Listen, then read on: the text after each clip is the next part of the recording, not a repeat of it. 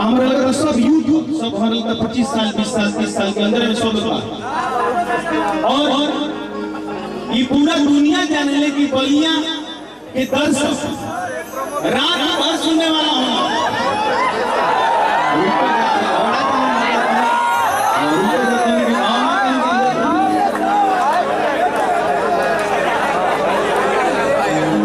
दोनों के जवाब ना भाई, यहाँ जैसे लग रहा था तैसे पलटी मार जाता है। हुस्न के पर्दे से हुस्न का मतवाला निकला, कहीं बर्छी कहीं बल्लम कहीं भाला निकला। सोचा कि चल के चाहने वालों की लिस्ट देखूं तो कोई ठाकुर कोई पंडित कोई लाला निकला। पूछा खुदा से कि किस वक्त बनाया इन सुंदर लड़कियों को, तो पता चला कि वो खुदा भी इन सबों का चाहने। बड़े भाई दिक्कत के बाद लेकिन हमारी के प्रार्थना कर रहे हैं पहले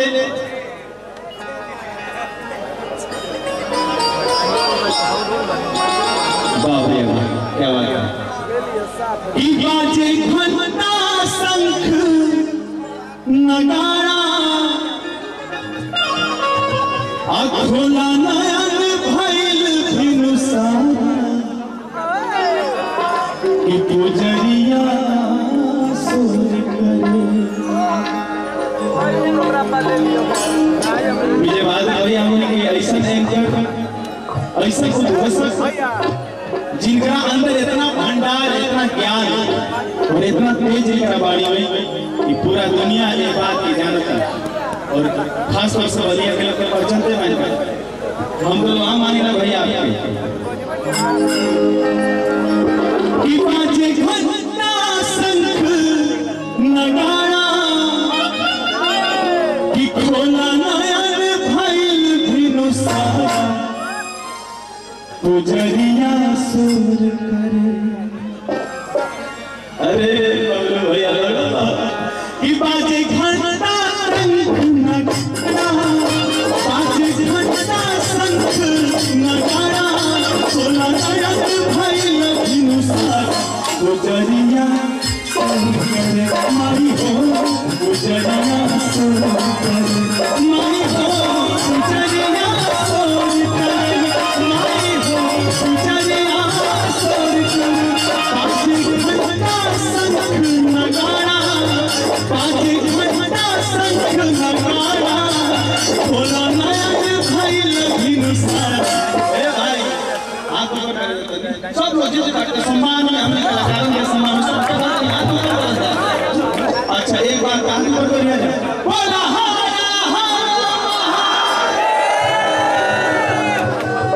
पुजरिया सुर करे, माई हो पुजरिया सुर करे, माई हो पुजरिया सुर करे, माई हो पुजरिया सुर करे।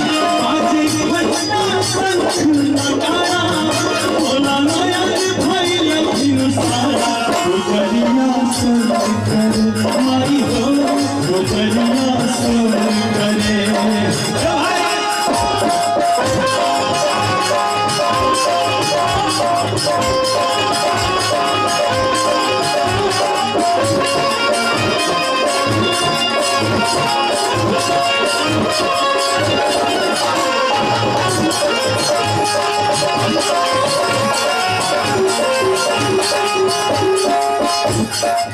देखिए कुछ बात होने के बाद ना जा जा लेकिन हमको पता नहीं कि साउंड जो चल रहे थे आपको जो सुन सके ना बहुत अच्छा साउंड आप भैया खाने के बाद सब लोग ताली बजा जय बैठल बाटे काहे कि हमनी के कलाकार कि अगर आवाजें ना सुनावा जे हमनी के गाँव इतना आदमी बैठल बा और अगर हमनी के आवाज आप लोग के ना पहुंचे आप पहुंचे भी ठीक तरीके से ना पहुंचे तो काम मतलब भैया के हम बहुत बहुत प्रणाम करते हैं भैया।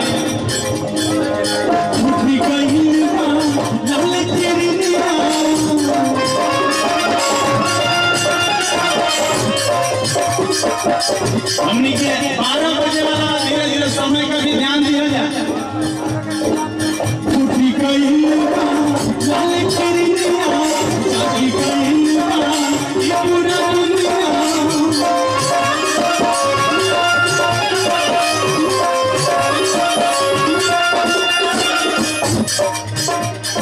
मोह जाला देख के नजारा,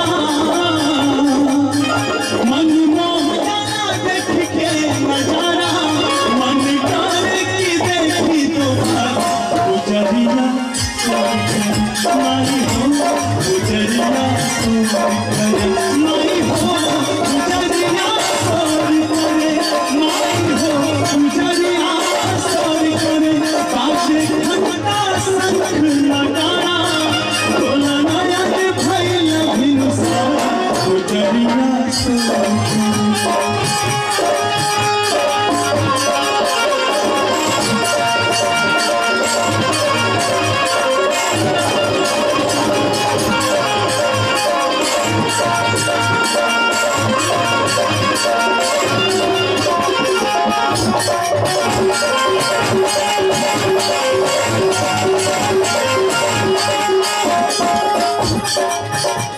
हमनी के जल गिरास रसैया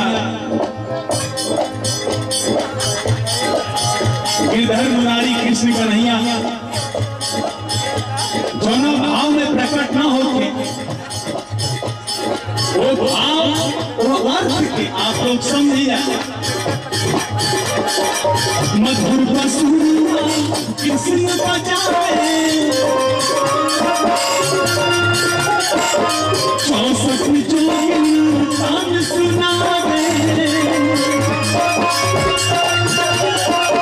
मधुर बसुरिया कृष्ण बजावे, 64 जोगिन रास रचावे, सब चाक चौक चौबारा, सब चाक चौक चौबारा, तुझे मैया नाम के नारा।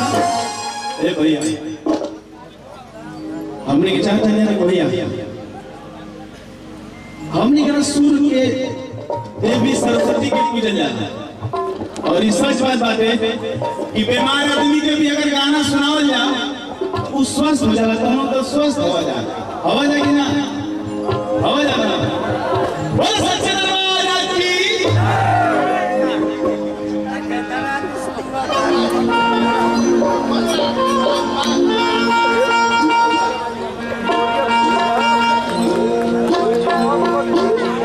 देखिए आप सब लोग के भाव कोशिश करता नहीं कि हम वो टाइप के सिंगर नहीं की, हम बहुत